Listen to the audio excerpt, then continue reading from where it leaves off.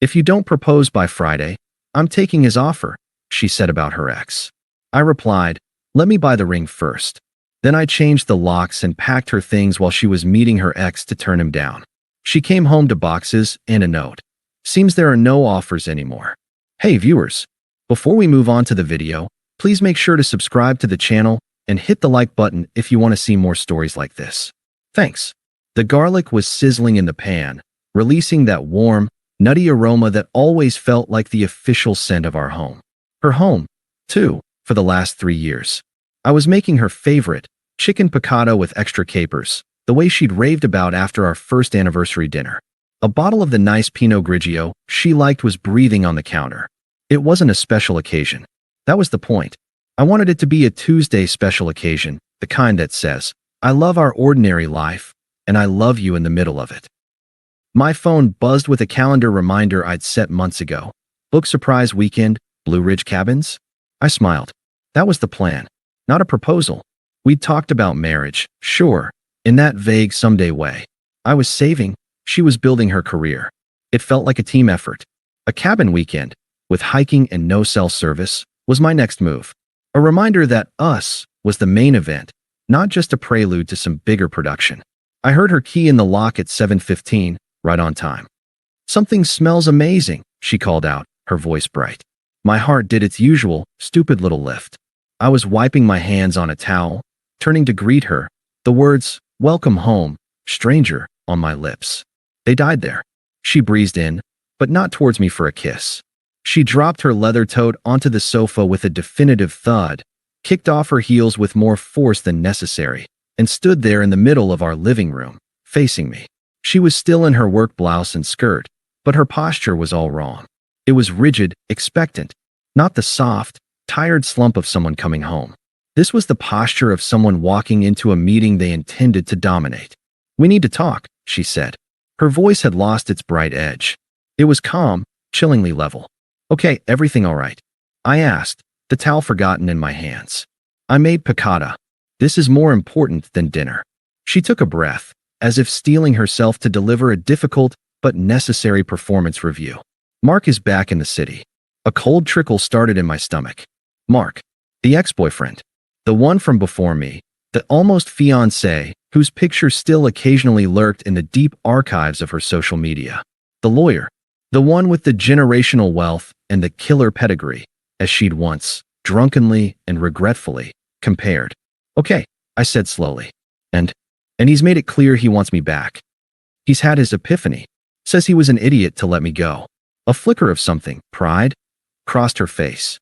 He's ready to commit. Fully. He's proposing, Alex. The cold trickle turned to a solid block of ice. I just stared at her, waiting for the punchline, the follow-up where she'd laugh and say, can you believe the nerve? And come hug me. It didn't come. I love you, she said, and the words felt like stones dropping into a well. I do, but I need security. I need a defined future. I'm not getting any younger, and this limbo isn't working for me anymore. She gestured vaguely around our apartment, the one I'd painted for her, where we'd built a life. It was suddenly just limbo. So, she continued, her gaze locking onto mine, utterly devoid of the warmth I'd cooked for. Here's the situation. If you don't propose by Friday, this Friday, then I'm taking his offer.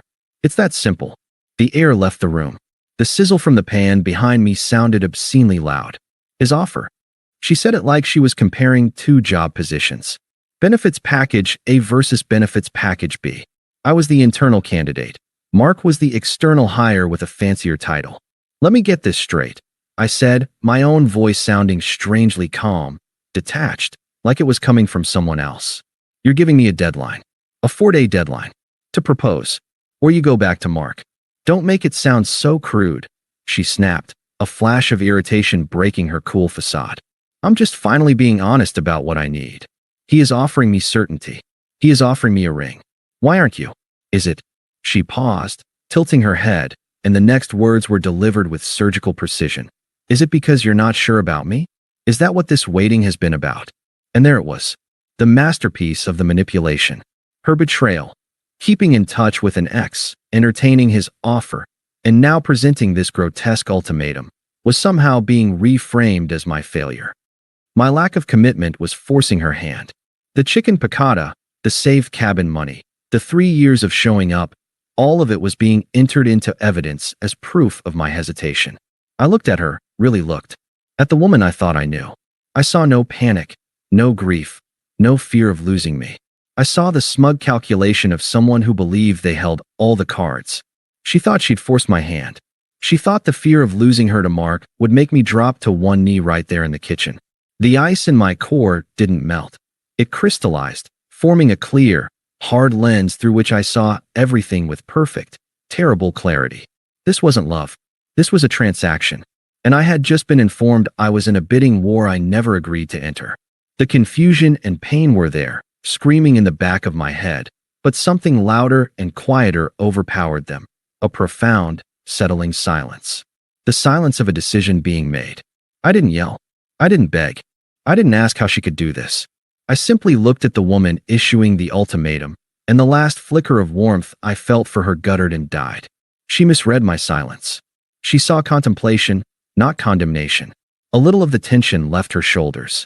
"Think about it," she said, her tone softening into something she must have thought was generous. "You have until Friday. I'm meeting Mark for drinks Thursday night to officially turn him down. I hope I'm doing that, Alex. I really do."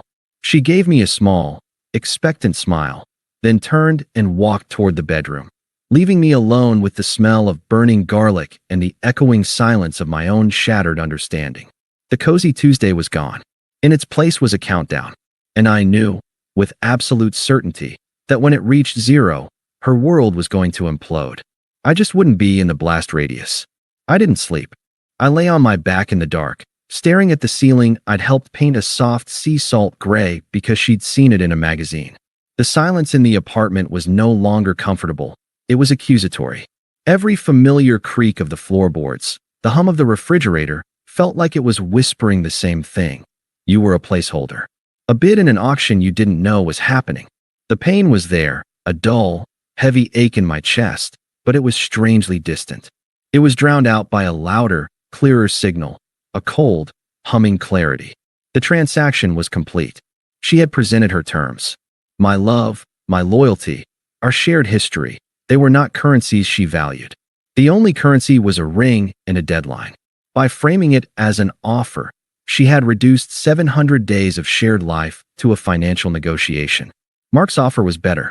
Mine was lacking. By 4 a.m., the ache had been entirely subsumed by the plan. It unfolded in my mind not with rage, but with the serene precision of a chess player seeing checkmate 3 moves ahead. There was no anger in it, only a final, devastating logic. If this was a business deal, then it was time to sever the partnership and liquidate the assets. Starting with her. She left for work the next morning with a renewed, almost vibrating energy. She kissed my cheek, a dry, perfunctory peck. "Think about what I said," she murmured, her eyes already on the day ahead, on her Thursday night meeting where she would magnanimously refuse Mark's superior offer. She was so sure of the script. I gave her a smile. It felt alien on my face, a piece of machinery I had to consciously operate. I said, my voice neutral. "I'm thinking about all of it." The moment the door clicked shut, the apartment shifted. It was no longer our space. It was the scene of the crime, and I was the forensic cleaner. I moved with a methodical calm I didn't know I possessed. My first call was to a 24-hour locksmith advertised as discreet and fast. Dave showed up at 10 a.m., a burly man with kind eyes. "Need to change the locks?" he asked, glancing at the perfectly normal door. "Yes. My partner and I are separating. I need to secure my property before she returns this evening to collect her things." The lie was smooth, effortless. It was the first scene in my new performance. "Rough deal, man. Sorry to hear it," Dave said, already unpacking his tools. "You want the old keys?" "No," I said. "You can take them. They're of no use to anyone anymore." As the solid thunk of the new deadbolt echoed in the hallway, a profound sense of peace settled over me. It was the sound of a boundary, final and physical. Then, I began to pack. I didn't tear through her belongings. I didn't throw anything. That would have required an emotional energy I no longer possessed. This was logistics. I brought empty cardboard boxes up from the basement and started in the walk-in closet we shared. I folded her blouses, The expensive silk ones she'd bought for power meetings and, I now realized, for dinners with Mark. I boxed the high heels she'd wobbled in proudly, the dresses she'd spun in asking, "Does this make me look like a keeper?" Every item was a relic from a museum of a life I'd misunderstood. I packed the gaudy, glittery live, laugh, love sign she'd hung in the bathroom as a joke that had never come down. I packed the expensive skincare she'd always made me feel was a frivolous necessity. I was archaeologically dismantling the presence of a stranger. The bedroom cleared, then the bathroom. Her books, mostly unread, decorative, her throw pillows, her specific brand of tea. All of it went into neatly labeled boxes. I stacked them with bureaucratic tidiness by the front door, a monument to her evacuation. By 3 p.m., the apartment was mine again. It felt larger, quieter, and starkly honest. The ghost of her was boxed and waiting by the exit. I sat down at the kitchen table, the smell of last night's abandoned and scorched piccata finally aired out. I took a single sheet of my own stationery and a pen. The words came easily, cleanly, the final line of the equation. "Seems there are no offers anymore." I didn't sign it. The source was irrelevant. The statement was absolute. I placed it carefully on top of the nearest box, centered, where it would be the first thing she saw. The final administrative tasks. I logged into my phone account and changed my number, effective immediately.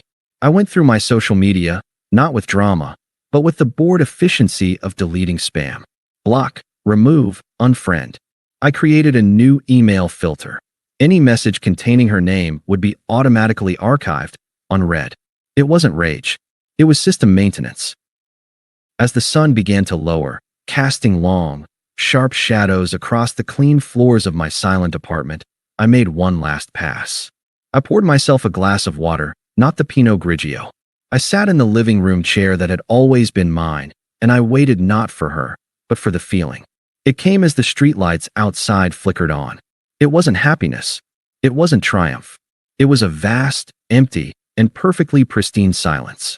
The silence of a closed account. The noise of her, the anxiety of the deadline, the static of her evaluation, it was all gone.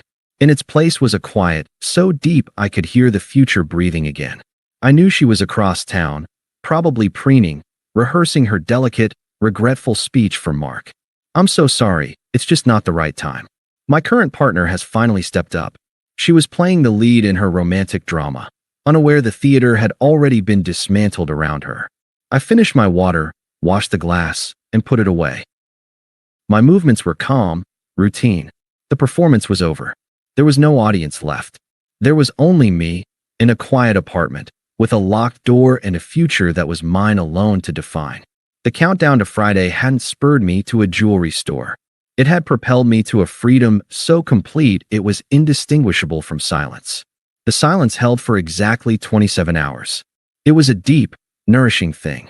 I went to work. I came home to my clean, sparse apartment, and I breathed. I didn't wonder what she was doing. The connection had been severed. She was now a problem for another man, or for no man at all.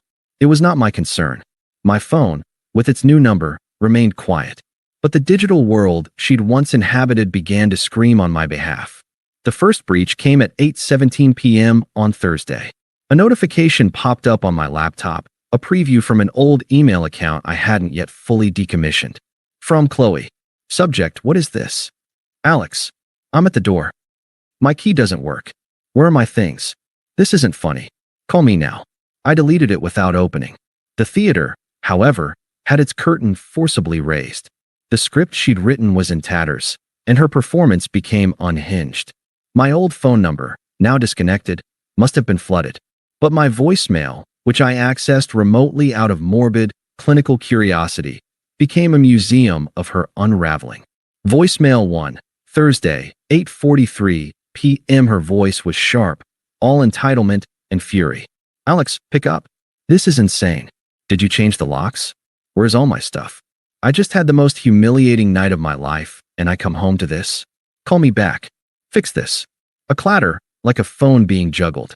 Now, voicemail 2, Thursday, 11:02 p.m. The fury was bleeding into panic.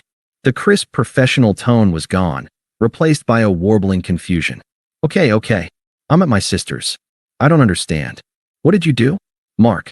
Mark was a total jerk. He laughed at me. He said he just wanted to see if he still could. He was making a bet with his stupid friends. There is no offer. There's no ring. He just wanted to win. A shaky breath. Please, we need to talk. You were right. I was stupid. Just call me. Voicemail 3, Friday, 7:15 a.m. The deadline morning, pure, unadulterated desperation. The voice was thick, nasally from crying. Alex, baby. I made a huge mistake. A monstrous mistake. I was scared. He manipulated me. He preyed on my insecurities. You're the one I love. It was always you. The last 3 years, that was real. This was just a stupid, panicked fantasy. Please. I'm begging you. I'll do anything. Just talk to me. Let me come home. Our home. I listened to these with the detached interest of an entomologist studying a distressed insect. There was no pull in my heart, no satisfaction in my chest. Just data. The data said, consequences. Then, the unknown numbers started. Text from 2:12, Friday, 12:30 p.m. You set me up? You lied to me. You told me you were buying a ring. You're a pathetic, spineless coward. After everything I gave up for you. Text from 2:12, Friday, 12:47 p.m. My friends all say you're a psychological monster. That this is emotional abuse. You planned this to destroy me. Answer your phone. The flying monkeys had been deployed. Right on schedule. The call from her sister, Melanie, came to my new number on Friday evening. She must have gotten it from a mutual acquaintance. I almost didn't answer, but a cold sense of closure compelled me. Alex? It's Mel. Her voice was the familiar blend of faux sympathy and steel. The family trademark. Melanie. Look, I don't know what happened between you two, but you need to stop this. Right now? What you're doing is cruel. She's devastated. What am I doing exactly? I asked, my voice flat. This silent treatment. Changing the locks. Throwing her out. She told me about your little ultimatum fight, but this is nuclear. She made a mistake, she got scared, and you're acting like she committed murder. She didn't make a mistake, Melanie, I said, cutting through the syrup. She presented a business proposition. I considered it and found the terms unacceptable. I dissolved the partnership. That's not cruelty. That's commerce. There was a stunned silence on the other end. I'd used their language, and it short-circuited her script. She loves you. She was confused. That guy Mark is a sociopath. He tricked her. His character is irrelevant to me, I said. She chose to use his offer as leverage. She discovered her leverage was fake. My choice was to stop being a participant in the negotiation. The conversation is over. You can't just, after 3 years. You owe her at least a conversation. She's staying on my couch, Alex. She's a mess. Her voice rose, the sympathy vanishing, revealing the core of familial anger. I owe her nothing, I said, the finality in my tone absolute. And her current housing situation is the direct result of the choice she made when she had a home. Goodbye, Melanie. I ended the call and blocked the number. The interaction was bracing, like a splash of cold water. It confirmed everything. Her support system was a chorus of enablers, reframing her transactional betrayal as a simple mistake for which I was being unforgivably punitive. The final voicemail came late Friday night. It was the masterpiece. All pretense of love, regret, or victimhood was burned away. This was the raw, entitled ID I had always sensed but never seen.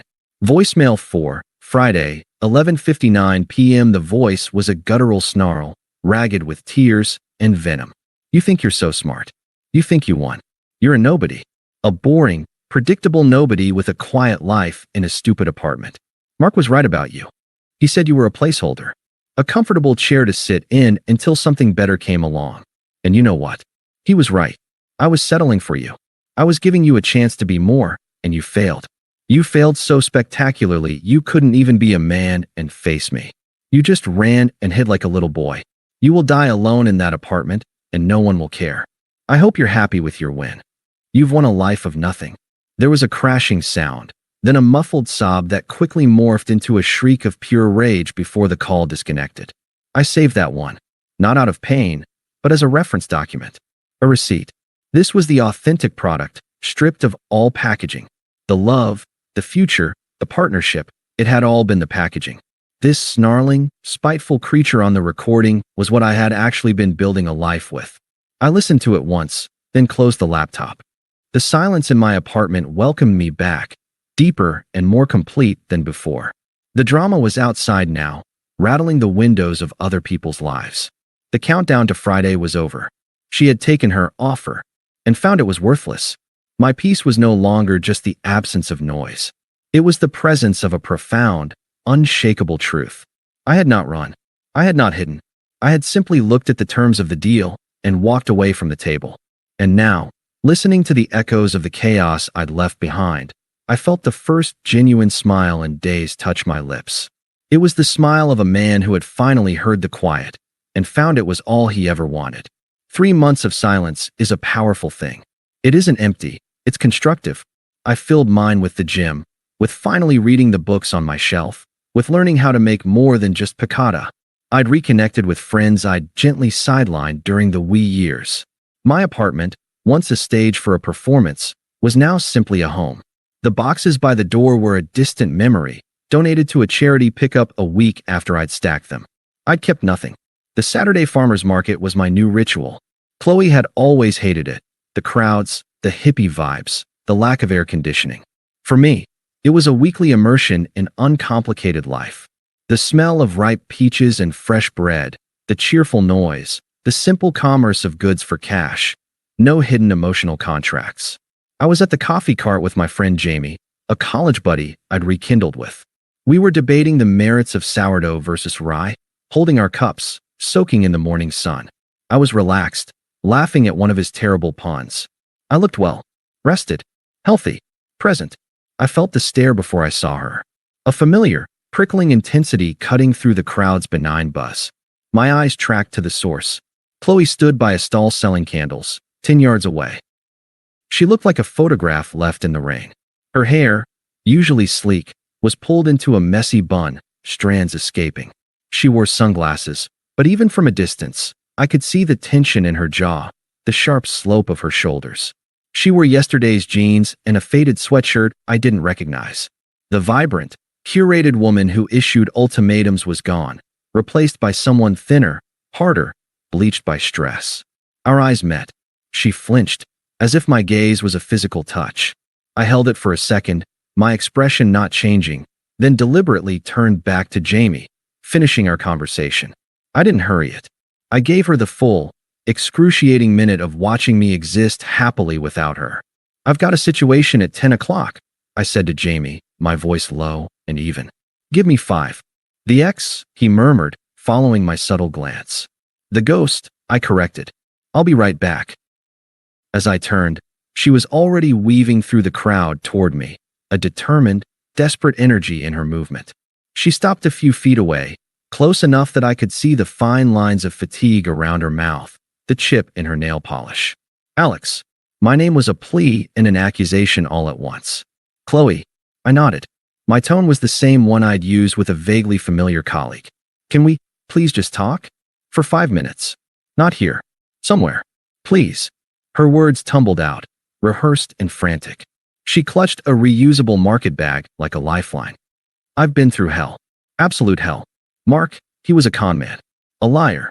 He ghosted me after that night. I lost my deposit on my new place because of the drama. I've been on my sister's couch, and I see now. I see what I had. What I threw away." I listened, my hands in my pockets, my posture relaxed. I let the silence after her speech hang in the air between us, filled with the market's cheerful sounds. "There's nothing to talk about, Qley," I said, my voice devoid of warmth or ice. "It was simply factual. Don't say that. You loved me. We had 3 years. Her voice hitched, threatening tears. The performance was back, but the stage was gone, and her costume was frayed. I was stupid and scared, and he manipulated me. This punishment, it doesn't fit the crime. "It's not punishment," I said, cutting her off cleanly. "It's consequence. You presented me with a business decision. I made one. The moment you issued that ultimatum, you terminated our relationship. Everything after that was just administrative. I've moved on." She blinked, the tears now spilling over, smudging under her sunglasses. "Moved on? To this?" She gestured vaguely at the market, at my casual clothes, as if my peace was a pitiful consolation prize. "You're just alone." "I'm at peace," I corrected. "What you're going through with Mark, your housing situation, Those are the consequences of the choice you made with him. They have nothing to do with me. She took a step closer, her scent different now. Cheap laundry detergent instead of her old perfume. You lied to me. You said you were buying a ring. For the first time, a faint, humorless smile touched my lips. And you said you were meeting him to turn him down. It seems we were both being strategic. You were right about one thing that night, though. She looked at me, a flicker of hope in her wet eyes. What? We did want different things. I held her gaze, my own clear and unwavering. You wanted a winning bid. You wanted to be chosen in a competition. I wanted a partner. It seems we both got what we wanted in the end. I have my peace. You have your clarity. The hope in her eyes shattered into pure, impotent rage. The mask dissolved completely, revealing the raw nerve I'd heard on that final voicemail. You arrogant bastard, she hissed, her voice low and venomous. You think this makes you noble? It makes you a coward. You couldn't even fight for me. I didn't rise to it. I simply watched her, as one watches a dangerous animal behind glass. There was nothing to fight for, Qley. You'd already auctioned it off. Goodbye. I didn't wait for a response. I turned my back on her, on the trembling anger, the ruined makeup, the whole sad, shrunken figure of her. I walked the 10 yards back to the coffee cart where Jamie waited, aware of her stare burning into my back. Everything okay? Jamie asked, his brow furrowed. Everything's fine, I said, and my voice was light, meant. I took a sip of my coffee. You were right about the rye. It's better for the pastrami sandwich I'm going to make later. As we turned to walk deeper into the market, I felt it. Not a pang, not a shadow of the old love or the old hurt. I felt nothing. A complete and utter nullity where she was concerned. She was just a stranger with a shared history I no longer read. The ghost had been seen, acknowledged, and had dissolved in the morning sun. I wondered, idly, if I'd feel a sense of victory. But as we laughed at another of Jamie's jokes, the smell of fresh basil and baking bread wrapping around us, I realized victory implies a contest. This was simpler. I had just walked away from a game I never wanted to play, into a life that was authentically, quietly, and completely my own. And I didn't think about her again for the rest of the day. Thanks for watching. Make sure to subscribe to the channel and hit the like button. What do you think about this story? Share it in the comments.